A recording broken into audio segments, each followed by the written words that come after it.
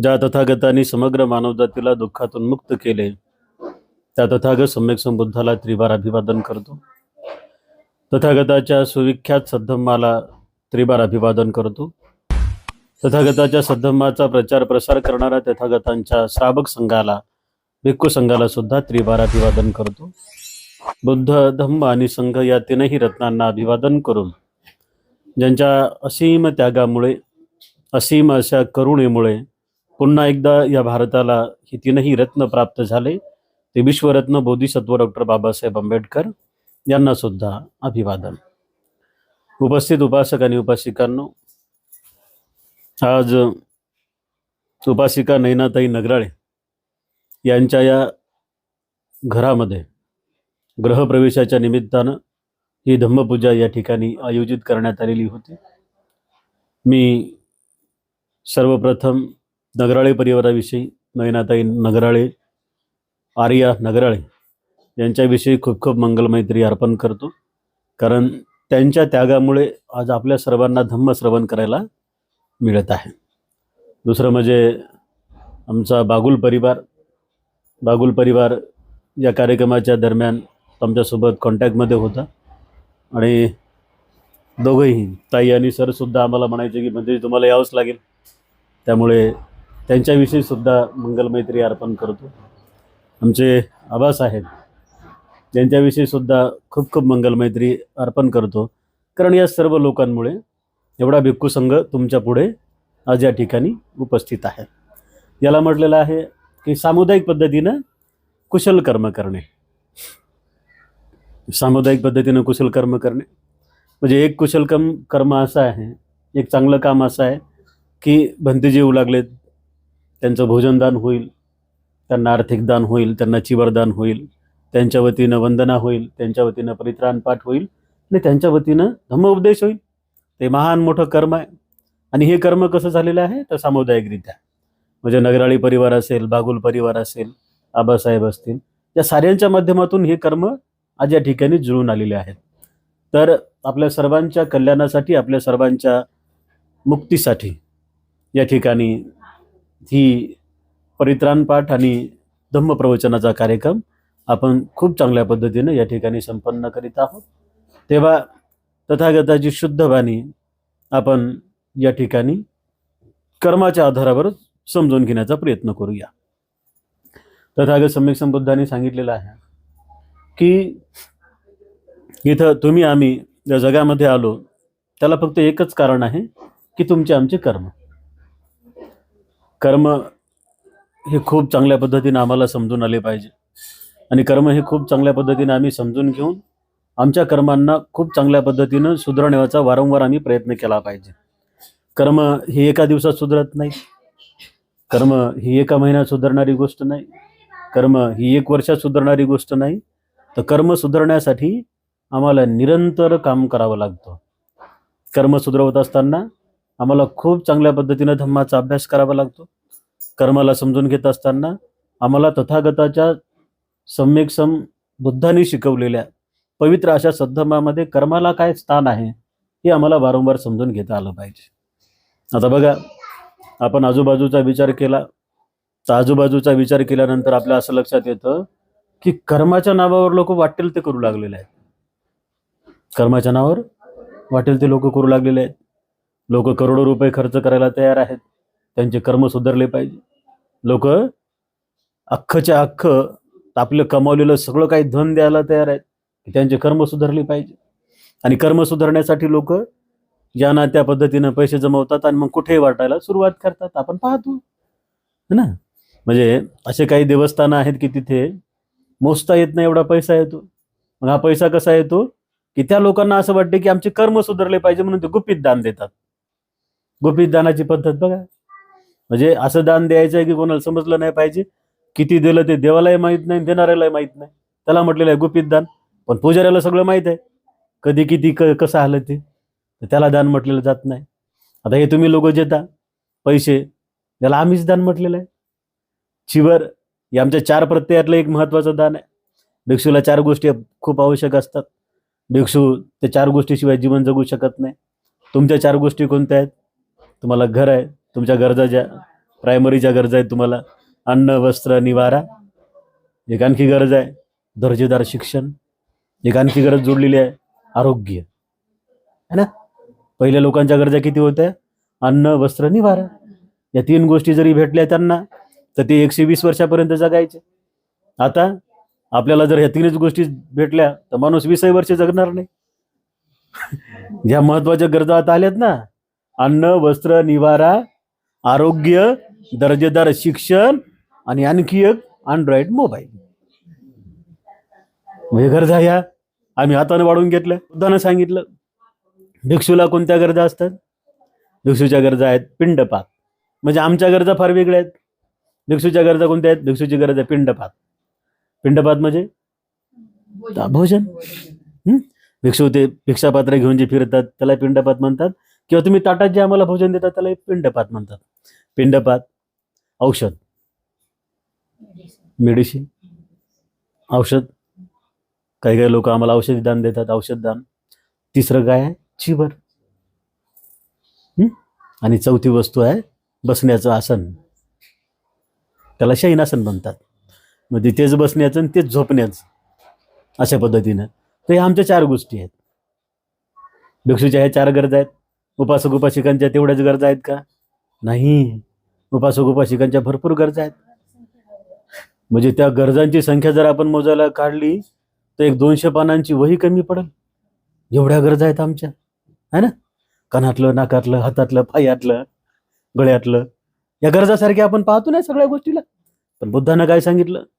बुद्ध म्हणतात की आपल्या गरजा पूर्ण करत असताना एक गरज आमची सातत्यानं पूर्ण झाली पाहिजे. ज्या ज्या लोकांना असं वाटतं की आमचे कर्म सुधारले पाहिजे, आमचे कर्म आम्हाला समजले पाहिजे आणि आमच्या कर्माच्या आधारावर आम्हाला सुख मिळालं पाहिजे, असं ज्या ज्या लोकांचा उद्देश आहे त्या लोकांनी आपली एक गरज पूर्ण केली पाहिजे. भलेही अन्नाची गरज कमी पूर्ण नाही झाली तरी चालते, पूर्ण नाही झाली तरी चालते. वस्त्र नाही मिळाले पाहिजे तसे तरी नाही चालते, किंवा पाहिजे तसं घर नाही मिळालं तरी चालते. पण एक गरज मात्र माणसाची पूर्ण झाली पाहिजे. ज्या ज्या लोकांना सुखी व्हायचं आहे, आनंदी व्हायचं आहे, त्या लोकांना मनाची गरज ओळखता आली पाहिजे. ज्यांना ज्यांना मनाची गरज ओळखता आली नाही ते लोक सुखी नाही झाले, आणि मग ते लोक वाटेल ते करू लागलेले आहेत. म्हणजे बुद्ध असं सांगत नाहीत की तुम्ही फक्त पलंगावर बसा, सगळं मी तुमच्या हातात आणून देतो, असं बुद्ध म्हणतात. दे रे हरी, पलंगावरी नाही देशील तर जाय तुझ्या घरी. बुद्ध म्हणतात की मी फक्त मार्ग दाखवलेला आहे तुम्हाला, आणि प्रयत्न तुम्हाला करायचे आहेत. ज्यांना ज्यांना प्रयत्न केले ते लोक सुखी झाले, समाधानी झाले. इथं जातीचा भेद नाही, इथे धर्माचा भेद नाही, इथे वंशाचा भेद नाही, इथं काळ्या गोऱ्याचा भेद नाही, इथे कशाचाही भेद नाही, इथे स्त्री पुरुषाचा भेद नाही.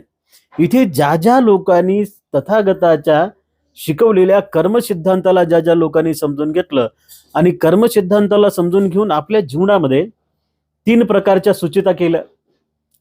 सुचिता म्हणजे शुद्ध करणे, है ना. 2 दिवसातून एकदा घराला पोछा मारणे ही घराची सुचिता झाली.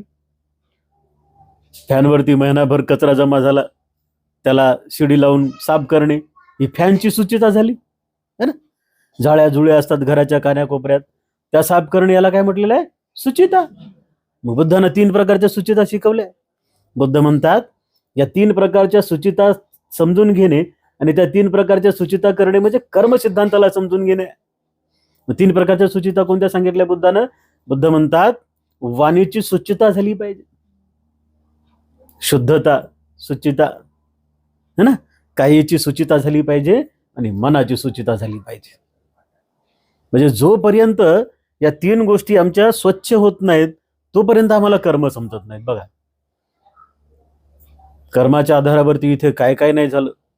आजही बुद्ध काळात सुद्धा कर्माच्या आधारावरती लोकांना लुटल्या गेलेलं आहे, लोकांना बर्बाद केल्या गेलेलं आहे कर्माच्या नावावर.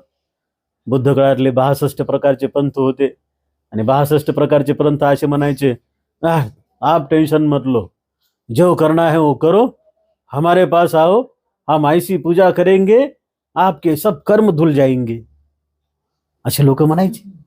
आजही लोक तसे म्हणतात की तुम्ही आम्हाला हे द्या ते द्या, अमुक करा तमुक करा, आम्ही तुमचे कर्म सुधरून देतो. बुद्ध म्हणतात मी सम्यक बुद्ध असताना माझे कर्म मला बदलता आले नाही, तर आम्ही सारे जण पृथक जण आहोत बुद्धाच्या भाषेत. पृथक म्हणजे सर्वसाधारण. मग सर्वसाधारण लोकांना कर्म कसे काय बदलता येते? नाही बदलता येत. आंब्याच्या झाडाला येणारे फळं तुम्ही बदलू शकता का? म्हणजे तुम्ही काहीही करा आणि आंब्याला लिंब येतात का? आणि लिंबाला आंबे येतात का? आणि चिकूला पपया येतात का? आणि पपयाला चिकू येतात का? नाही येत. हा निसर्गाचा नियम आहे. आणि हा निसर्गाचा नियम कशा पद्धतीने काम करतो?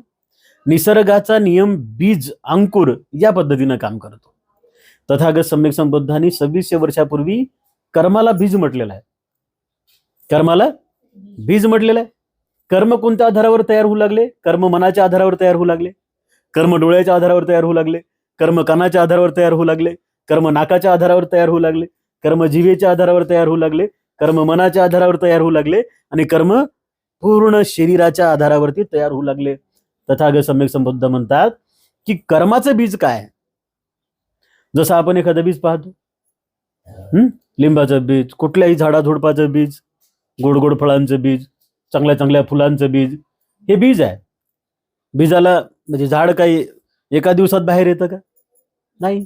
आता बोधिवृक्षाचं बीज आहे, याचं एक रोप आहे ना, ते रोप वाढत वाढत जाईल आणि याची मोठ्या मोठ्या फांद्या होतील आणि ते सावली आपल्याला मिळेल.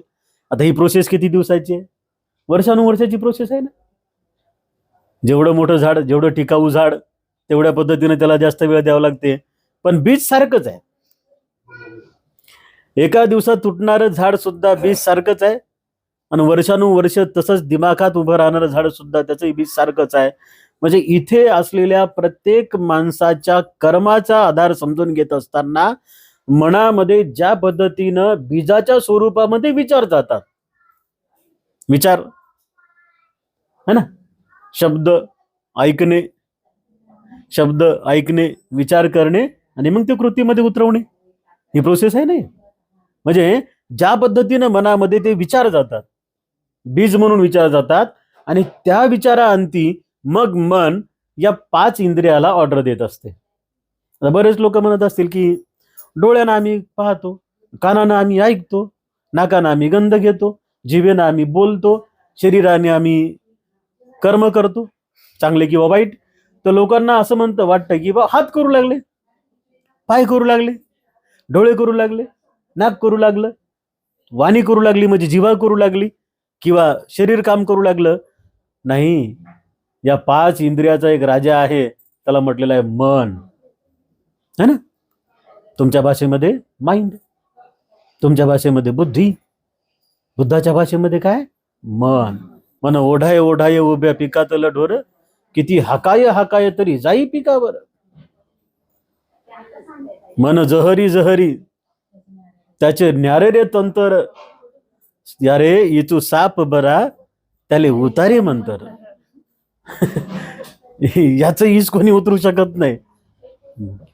खूप साधी सुधी बाई होती, असा मोठाच्या मोठा चष्मा लावायची, गरीब बाई, जात्यावर दळता दळता तिनं ओळा किती प्रसिद्ध केलं. पण काय शब्द आहे तिचे बघा. म्हणजे इथे असलेल्या सुज्ञ लोकांनी बुद्धच मांडला, पण बुद्धाचं नाव घेता आलं नाही. कोणताही माणूस बघा तुम्ही, इथे असलेल्या सुज्ञ लोकांनी बुद्धच मांडला. काही लोकांनी बुद्धाचं मुद्दाम नाव घेतलं नाही कारण आम्हालाही बाहेर काढतील म्हणून, आणि काही लोकांनी आपल्याच नावावर खपवलं बुद्ध ज्ञान. पण इथे सगळं काही जे चांगलं आहे ते बुद्धच आहे, एक लक्षात ठेवा. म्हणजे या आधारावरती तथागत सम्यक संबुद्धांनी सांगितलं की ज्या ज्या लोकांना हे कर्म समजले ना, त्या त्या लोकांना मूर्ख कोणाला बनवता येणार नाही, है ना. कर्म समजले ना लोकांना, तर त्या लोकांना मूर्ख बनवता येणार नाही आणि ते लोक खूप चांगल्या पद्धतीनं आपल्या जीवनामध्ये सुखी होतील, समाधानी होतील, आरोग्यदायी होतील. बुद्ध धर्मामध्ये निर्वाणाचं सुख प्राप्त करता येईल. निर्वाण म्हणजे काय? निर्वाण म्हणजे मनाची अशी अवस्था की तिथे एवढंसं सुद्धा दुःख नाही, सारं काही नष्ट झालेलं आहे. दुःखाच्या कड्या सगळ्या काही तुटून पडारल्या आहेत, गळलेल्या आहेत. तर अशा पद्धतीची जी अवस्था निर्माण करायची असतील मनाची, तर बुद्धानं सांगितलं 2600 वर्षापूर्वी की आम्हाला खूप चांगल्या पद्धतीने कर्म आमचे समजून घेतले पाहिजे. आणि कर्म समजून घेत असताना आम्ही सामुदायिक पद्धतीनं खूप चांगल्या पद्धतीचे कर्म करण्याचा प्रयत्न केला पाहिजे. बुद्ध म्हणाले की कर्म हे जगातील नैतिक व्यवस्थेचा आधार आहे, हे मान्य म्हणजे धम्म आहे. म्हणजे तुमच्या आमच्या मधला जो चांगुलपणा आहे, तो चांगुलपणा टिकवणे ही नैतिक व्यवस्था आहे. आणि ती चांगुलपणा टिकवण्याचं काम कोण करते? कर्म करतात. असं तथागत सम्यक संबुद्धानं शिकवलं. मग तथागत सम्यक संबुद्धाने शिकवलेले हे कर्म आम्हाला वारंवार समजून घ्यायचे असेल तर आम्ही काय करायला पाहिजे ना? म्हणजे एकदाच जर चांगलं कर्म केलं तर त्याचं फळ चांगलंच आहे, काही हरकत नाही. पण एका फळानं, एका कर्मानं काय सगळंच काय होईल का? नाही. मिगार माता विशाखा होती बुद्धाच्या काळातली एक महान उपासिका. अग्र लोक होते, 80 प्रकारचे अग्र लोक होते बुद्धाच्या काळात. त्याच्यामध्ये भिक्खू आहेत, भिक्खुनी आहेत, उपासक आहेत, उपासिका आहेत. तर ही मिगार माता विशाखा साऱ्या उपासिकांमध्ये अग्र होती दानाच्या स्वरूपात. तिने 8 वर मागून घेतले होते ना बुद्धांना, की श्रावस्तीमध्ये जो कोणी भिक्षू येईल त्यांना पहिल्यांदा माझ्या घरचं भोजन घ्यावं. या श्रावस्तीमध्ये जो कोणी आजारी भिक्षू असेल त्यांना माझ्या घरचीच औषध घ्यावी. या श्रावस्तीतल्या भिक्षूला एखाद्याला निवासाची गरज असेल त्याला निवास बांधून मीच देईन. किंवा या श्रावस्तीमध्ये एखादा भिक्षू श्रावस्ती सोडून जात असेल तर त्यांनी माझ्याच घरचं भोजन घ्यावं. या श्रावस्तीतल्या आगंतुक भिक्षूला चिवर पाहिजे असेल त्यांनी माझ्याच घरचं चिवर घ्यावं. अशा प्रकारचे 8 वर त्या विशाखाने मागून घेतले होते. आणि बुद्धांनी विचारलं की माते विशाखे, तू ह्या 8 प्रकारचे वर काय मागत आहे? तेव्हा ती विशाखा म्हणली होती, भगवान, या श्रावस्तीमध्ये एखादा भिक्षू निर्वाणाला जाईल आणि भिक्खू विचारतील की तुम्हाला की या भिक्षूची गती काय झाली, तुम्ही म्हणाल की निर्वाणाला गेलाय, दुःखमुक्त झाला, तर भगवान त्या भिक्खूच्या आयुष्यामध्ये मी कधी ना कधीतरी त्याला भोजन दिलं असेल, त्याला चिवर दिलं असेल, त्याला औषध दिलं असेल, तर ते पुण्य मला मिळेल. बघा, कर्माच्या आधारावरती किती चाणाक्ष पद्धतीने लोक तथागत सम्यक संबुद्धाच्या काळामध्ये कर्म करायचे. हे कर्म आम्हाला तारणारे असतात. काही काही कर्म लगेच फळ देत नाहीत. काही काही कर्माला खूप वर्षानुवर्ष करत राहावं लागतं आणि ते फळ देत तेव्हा त्याचं फळ येतं झाडाच्या स्वरूपात. कर्म हे बीज आहेत ना, या अर्थाने समजून घेताना. काही काही झाडाचे फळं उशिरा येतात आणि काही काही झाडाचे फळं लवकर येतात. काही काही झाडाचे फळं खूप गोड असतात फळं, आणि काही काही कितीही दिसायला चांगले असले तरी ते गोड लागत नाहीत, ते तुरट लागतात, आंबट लागतात, बेचव लागतात. तर या अर्थाने आपल्या कर्माचे फळं जर आपल्याला चांगले भोगायचे असतील किंवा आपल्या पदरामध्ये जर आपल्याला सुख पाडून घ्यायचं असेल कर्माच्या आधारावरती, तर बुद्धाचा हा कर्म सिद्धांत आम्हाला वारंवार खूप चांगल्या पद्धतीने समजून घेतला पाहिजे. जेव्हा ही मिगार माता विशाखा तथागत सम्यक संबुद्धांजवळ गेली आणि तथागत सम्यक संबुद्धाला ती म्हणाली की भगवान, तुमच्या भिक्खूंना खूप चांगले नियम आहेत, ते नियमाचं पालन करून खूप चांगलं जीवन जगू लागले, पण आमचं काय? आमचं काय? आता बऱ्याच लोकांना काही भिक्खू होता येणार नाही, माताजी होता येणार नाही, भिक्खुनी होता येणार नाही. मग बुद्धानं त्या काळी त्यावेळी सांगितलं की पांढऱ्या वस्त्रावर सुद्धा तुम्ही भिक्खुनीचं जीवन जगू शकता, पांढऱ्या वस्त्रावर सुद्धा तुम्ही भिक्खूचं जीवन जगू शकता. मग काय सांगितलं बुद्धानं? बुद्धानं सांगितलं की 3 महिन्याच्या कालावधीमध्ये उपासक उपासिकांनी आर्य उपोषत शिलाचं पालन करावं. ज्या ज्या लोकांना असं वाटतं की आमचे कर्म सुधारले पाहिजे, कर्म हे लक्षात ठेवा, कर्म एका दिवसात सुधरत नाहीत. आपण म्हणत नाही का, तूप खाल्लं तर रूप येत नाही, तूप खाल्लं तर रूप येत नाही. तसंच आहे, एका कर्मानं काय सगळं आयुष्य आपलं तरल्या जाईल का? नाही तरल्या जाणार. म्हणजे बुद्धाला बोधिसत्व अवस्थेमध्ये 1 पारामिता पूर्ण करण्यासाठी हजारो जन्म घ्यावे लागतात आणि तेव्हा त्यांच्या त्या पारामिता पूर्ण होतात, मग ते बुद्ध होतात. तर आता तुम्ही आम्ही आमचा विचार केला तर आपल्याला किती चांगल्या पद्धतीने कर्म समजून घ्यावे लागतील. मग हे कर्म समजून घेताना आमची परिस्थिती कशी असली पाहिजे किंवा आमच्या मनाची अवस्था कशी असली पाहिजे हे तथागत सम्यक संबुद्धांनी त्या काळी त्यावेळी सांगितलं की ज्या ज्या लोकांना आपले कर्म समजून घ्यायचे असतील ना, तर त्यांनी एक गोष्ट वारंवार आपल्या मनाला विचारली पाहिजे की आज आम्ही सकाळी उठल्यापासून रात्री झोपेपर्यंत कोणते कोणते कर्म केले. मग त्या कर्माचे 2 भाग, चांगले कर्म कोणते केले, वाईट कर्म कोणते केले, मग त्यांची बेरीज है ना. म्हणजे जे लोकांच्या बेरीजमध्ये जास्तीत जास्त पुण्यकर्म शिल्लक आहेत ते उपासक उपासिका, आणि जास्तीत जास्त ज्यांच्यामध्ये पापकर्म शिल्लक राहू लागलेत ते बिचारे त्यांना खूप प्रयत्न करावे लागणार आहेत. आता ही निरंतर चालणारी प्रोसेस असल्यामुळे असा विचार करू नये की आज एकाही शिलाचं पालन झालं नाही म्हणजे लय मोठं पाप झालं. लक्षात घ्या, बुद्धानं काय शिकवलं की इथे तथागत सम्यक संबुद्धाला एका सत्वाला माणूस बनवायचा आहे. सत्व म्हणजे प्राणी. आमच्यात आणि जनावरात फक्त एवढाच फरक आहे की जनावराला जनावराच्या मनाचं चिंतन करता येत नाही, आम्हाला करता येते. 2600 वर्षापूर्वी बुद्धाने सांगितलं. बाकी तेही सत्व आहेत, आम्ही सत्व आहोत. तुम्ही आम्ही सारेच तेही सत्व आहेत. सत्व म्हणजे काय? ज्याच्यामध्ये आहे जिवंतपणाचं तत्व त्याला म्हणतात सत्व, है ना. मग सत्व हे सारेच आहेत. पण बुद्धांनी प्राण्याच्या पेक्षा आम्हाला वेगळं काय केलं त्या आधारावरती डॉक्टर बाबासाहेब आंबेडकर असं म्हणतात, भगवान बुद्ध आणि त्यांचा धम्म या ग्रंथामध्ये, की रेडा, कुत्रा आणि बैल,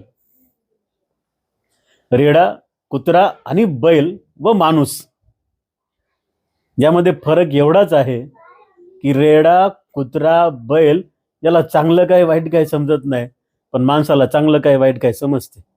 पण काही काही लोक चांगलं समजून सुद्धा बांगल्याच्याच मागे लागतात. मग काही काही लोक बिचारे चांगलं समजल्यानंतर खूप चांगल्या पद्धतीने जगतात.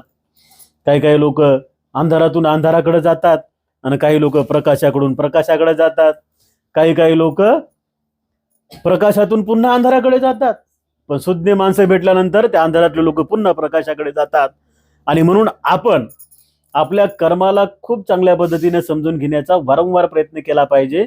ज्या ज्या लोकांना सुखी आणि समाधानी जीवन जगायचं आहे त्यांच्यासाठी 2600 वर्षापूर्वी तथागत सम्यक संबुद्धांनी या 3 महिन्याची व्यवस्था केलेली आहे.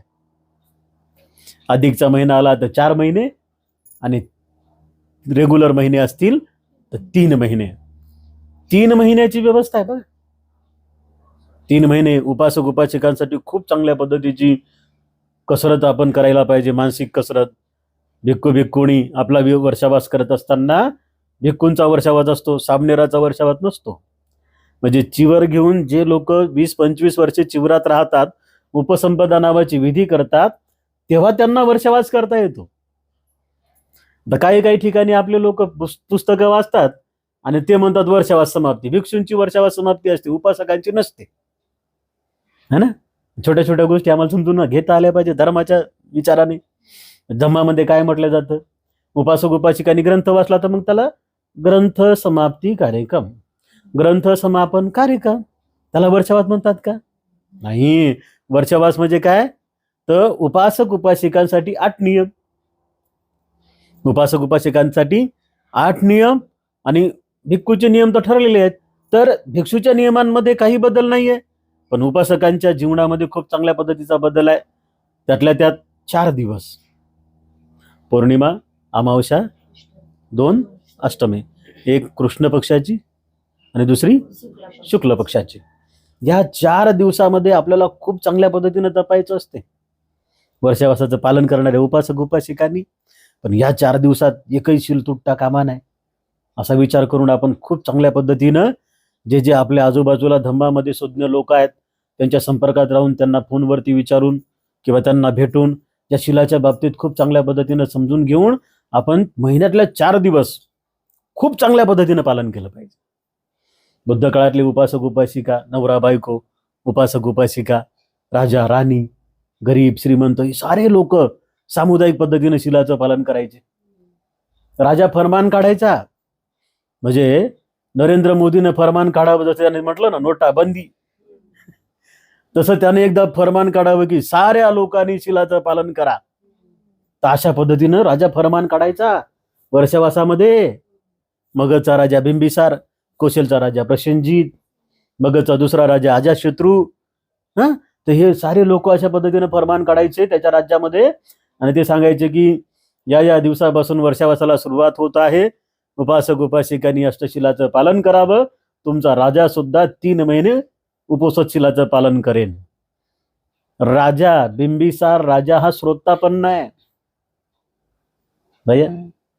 त्या काळातले राजे महाराजे लोक सुद्धा धम्माला जाणणारे होते आणि म्हणून प्रजेमध्ये ते त्या पद्धतीनं धम्माचा प्रचार आणि प्रसार करायचे. त्यामुळे त्या काळातले लोक सुखी होते.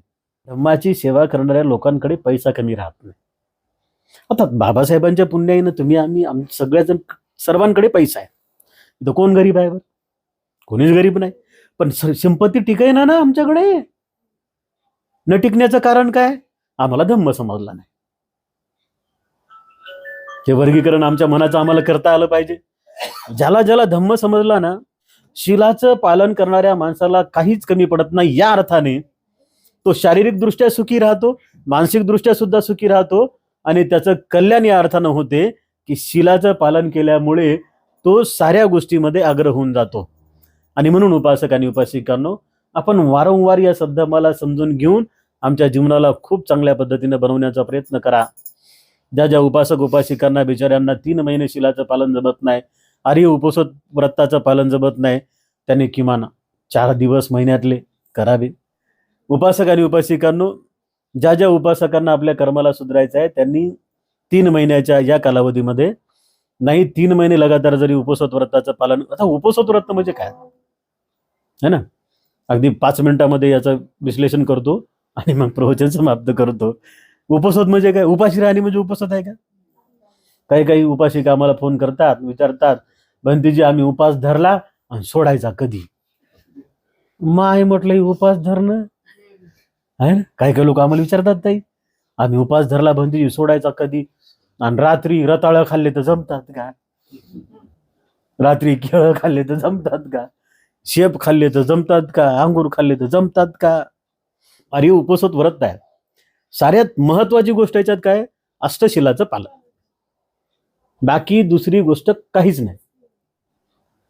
पण रोज जर 4 चपात्या खाता ना, तर या महिन्यामध्ये फक्त 3च चपात्या खा. मग 3 चपात्या का? 1 चपाती जास्त खाल्ली तर मग गुंगी येते, आणि मग गुंगी आली झोप लागते, झोप लागली की शिलाचं पालन होत नाही. बघा, बुद्धानं काय सांगितलं? 2 प्रकारचे माणसं आहेत. एक माणूस असा आहे की तो सकाळी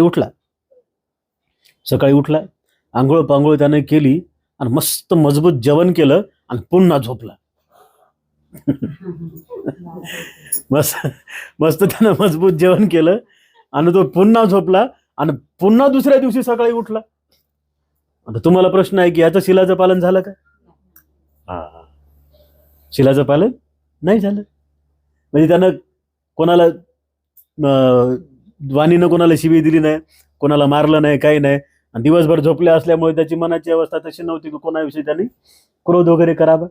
म्हणजे काही लोकांच्या उद्देशानं की त्याच्या शिलाचं पालन झालं, पण बुद्ध म्हणतात की त्याच्या एकाही शिलाचं पालन झालं नाही. बुद्धानं काय सांगितलं? 2 गोष्टी सोबत सांगितल्या. बुद्ध म्हणतात हे करू नका, पण हे करा. लक्षात? पानातिपाता वेरमणी शिक्षापदं समाधियान. मी प्राणी हिंसा करणार, मग काय करायचंय? मी प्राण्यांचं लालन पोषण करेन, त्यांच्यावरती मैत्री करेन. ह्या 2 गोष्टी जर सोबत आल्यात ना, तर तुम्ही शिलाचं पालन केलं, अन्यथा नाही. म्हणजे झाड लावायचं, या झाडाला 3 गोष्टी अतिशय महत्वाच्या आहेत. कोणत्या 3 गोष्टी आहेत? ते खत नंतरच आहे. ऊन, वारा, पाऊस. ऊन, वारा, पाऊस, या 3 गोष्टी. आता आपण शेतातले असे बरेच झाडं पाहतो की त्याला कोणी खतही टाकत नाही आणि त्याला कोणी कुरं नाही घालत नाही, तरी ते वाढतात. म्हणजे या 3 गोष्टी आहेत: ऊन, वारा, पाऊस. म्हणजे या शिलाच्या संदर्भामध्ये या 3 प्रकारच्या गोष्टी आहेत. काय करू नये, काय करायला पाहिजे, आणि कसं केलं पाहिजे. कर्माचं झाड जर जिवंत ठेवायचं असेल, काय करू नये, काय करायला पाहिजे, आणि कसं केलं पाहिजे. आता बुद्धानं सांगितलं की पानातिपाता वेरमणी. मी प्राणी हिंसा करणार, पण मी प्राण्यांवरती प्रेम करेन, त्यांचं पालन पोषण करेन, त्यांचं लालन पालन करेन. आणि हे कधी घडू शकते? जेव्हा मैत्रीचा विकास मनामध्ये होतो. मैत्रीचा विकास मनामध्ये होतो. आता मैत्रीचा विकास कधी मनामध्ये होतो? मैत्री तेव्हाच माणसाच्या मनामध्ये विकसित होते की जेव्हा माणूस खूप चांगल्या पद्धतीनं सतर्कपणे काम करतो, सतर्क असतो. त्याच्याकडे सेकंदाचा हिशोब आहे, सतर्क आहे तो. आता जे लोक शिबिराला जाऊन आले असतील 10 दिवसाच्या विपसनेच्या, तर गुरुजी म्हणतात सतर्क बनो, सतर्क बनो. हे सतर्क बनो म्हणजे काय? जागृत होणे. शकंदा शकंदाला जागृत जो व्यक्ती राहील ना, तर त्याला ती गोष्ट समजेल. आता समजा दारू पिणारा एक माणूस आहे, समजा उदाहरणार्थ, तर दारू पिऊन तो रस्त्यानं चाललाय, तो सतर्क आहे का? अजिबात नाही. तो सतर्क नाही. सतर्क तोच असतो की जो शकंदा शकंदाला आपल्या मनाचा हिशेब घेतो. जो शकंदा शकंदाला मनाची आपली अवस्था चेक करतो की काय चांगलं आलंय आणि काय वाईट आलंय. काय चांगलं आलंय, काय वाईट आलंय. चांगलं आलं त्याला वाढवतो, वाईट आलं त्याला नष्ट करतो. ती या अर्थाने शिलाचं पालन होत असते. या जगातलं कोणीही असू दे, त्याला जर आपले कर्म सुधारायचे असतील तर प्रयत्न मात्र स्वतःच करावे लागतील. घरात किती चांगले पुस्तक आहेत याला काही महत्व नाहीये. घरात किती पैसा आहे यालाही महत्व नाहीये. घर कसं आहे यालाही महत्व नाहीये. लक्षात घ्या, है ना. म्हणजे आज जी पूजा करू लागलो आपण, कशासाठी करू लागलो? या भीतीसाठी करतोय का? या दरवाजासाठी करतोय का? या खिडक्यासाठी करतो का? मग कोणासाठी करतो? या घरात राहणाऱ्या लोकांसाठी आपण पूजा करू लागलो. बघा, 2600 वर्षापूर्वी बुद्धानं काय सांगितलं? बुद्ध म्हणतात की निर्जीव वस्तूवरती तुम्ही काहीच करून फायदा नाही. निर्जीव तर निर्जीवच राहणार आहे, त्याला कुठं हलणार आहे का? 100 वर्ष हलणार आहे का घर इकडे तिकडे? काय घेणदेण नाही. पण जे सजीव निर्जीव मध्ये राहायला येणार आहे, त्या सजीवाच्या सुखासाठी आम्ही पूजा करत असतो. पूजा करणे म्हणजे काय? पूजा करणे याचा अर्थ दोन आहे. एक आहे नामस्मरण करणे आणि दुसरं आहे त्या व्यक्तीच्या आंतरिक गुणांचा स्वीकार करणे. या अर्थाने पूजा. आपण आरती करतो का? नाही, आपण पूजा करतो ना. पूजा म्हणजे पूजा गुणांची केल्या जाते, लोकांची नाही केल्या जात. हे बुद्ध धम्म संघाचे गुण आम्हाला विकसित करून आमच्या जीवनाला पूर्णत्वाकडे न्यायचं असते. आणि तेव्हा कुठे आम्हाला सुख मिळते, समाधान मिळते, आरोग्य मिळते आणि मनाला शांती मिळत असते. लक्षात ठेवा, कोणीही तुम्हाला 1 रुपयाचं सुद्धा सुख आणून देणार नाही आणि कोणीच तुम्हाला दुःख सुद्धा देऊ शकत नाही. असा विचार करू नये की त्यांच्यामुळे सुखी झालो आणि त्यांच्यामुळे दुःखी झालो. कोणीच, माय बाप, भाऊ बहीण, बायको, नवरा, नातू पुतू, शेजारचे पाजारचे, भावकी फिवकी, हे सगळं दुय्यम आहे. सुखी बनवते फक्त आमचं मन आणि दुःखी सुद्धा बनवते ते फक्त आमचंच मन. म्हणजे मनाची अवस्था अशी निर्माण झाली पाहिजे की कोणी कितीही प्रकारचा आम्हाला बदलण्याचा प्रयत्न केला तर सद्धम्मावरची श्रद्धा आमची एवढी सुद्धा कमी होता कामा नये. आणि खरंच तुम्ही त्या कामाला लागलेले आहात. तुमचं एवढं महिला मंडळ खूप चांगल्या पद्धतीनं व्हाईट साड्या घालून, व्हाईट कपडे घालून तुम्ही इथे आलात आणि व्हाईट कपड्यासोबत सोबत मनाला सुद्धा तुम्ही व्हाईट करू लागल्यात. ते महान मोठं पुण्याचं कर्म आहे. सद्धम्माची सेवा तुम्ही करू लागलेले आहात, भिक्खू संघाची अर्थानं सेवा करू लागलेले आहात. हे कर्म खऱ्या अर्थानं खूप चांगलं आहे. बुद्धानं सांगितलं, वर्षावासाच्या कालावधीमध्ये एखाद्या भिक्खूला ग्लासभर पाणी दान देणं यासारखं पुण्य दुसरं कोणतं नाही. बघा, हो, बागुलताईनं सांगितलं, नगराळीताईंना वर्षावासाच्या कालावधीमध्येच पूजनीय भिक्खू संघाला भोजनदान द्यायचं आहे. खरंच तुमचं फार मोठं पुण्यकर्म झालेलं आहे. या पुण्यकर्माच्या आधारावरती तुम्हाला सुख मिळो, समाधान मिळो आणि तुमचं सर्व इच्छा पौर्णिमेच्या चंद्राप्रमाणे शीतल हो, अशा प्रकारची संपूर्ण भिक्खू संघाच्या वतीनं आम्ही तुम्हाला शुभेच्छा आणि मंगलमैत्री या ठिकाणी व्यक्त करतो. तर नयनाताई नगराळे यांच्या घरामध्ये या ग्रहाची ग्रहप्रवेश धम्मविधी संपन्न झाली असं जाहीर करतो. आपल्या सर्वांविषयी खूप खूप मंगलमैत्री अर्पण करतो.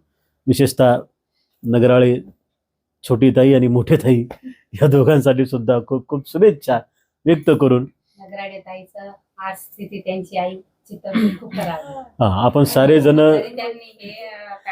सारे जण आईविषयी खूप मंगलमैत्री करूया की आई लवकरात लवकर दुःखातून बाहेर येऊ, आईला निरोगी आयुष्य मिळो, अशा पद्धतीनं आपण सारे जण मंगलमैत्री करूया.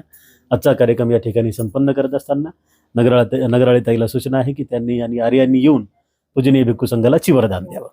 इमंग भिक्खं भिक्खं भिक्खु संघस्य भिक्खु संघस्य दानं दानं देमं देवं पूजेमं पूजेमं द्वितीयंपि द्वितीयंपि तृतीयंपि तृतीयंपि बंतेजी बनतेजी आम्ही आमच्या आम्ही आमच्या सुखासाठी सुखासाठी कल्याणासाठी कल्याणासाठी दुःखमुक्तीसाठी दुःखमुक्तीसाठी हे दान हे दान चिवरदान चिवरदान फळदान फळदान अठ्ठपरिक्खर दान अठ्ठपरिक्खर दान आर्थिक दान आर्थिक दान पूजनीय भिक्खू संघाला पूजनीय भिक्खू संघाला देत आहोत. देत आहोत. साधू साधू साधू साधू साधू. साधू.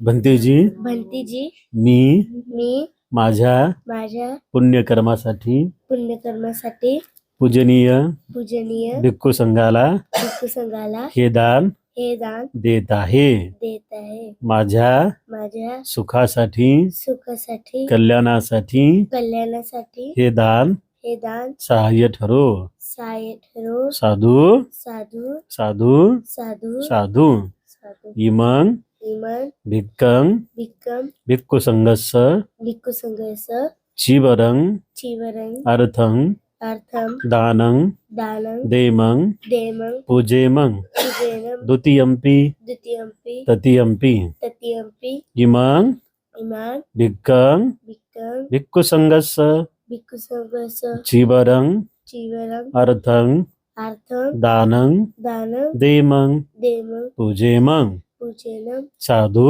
साधू साधू साधू साधू.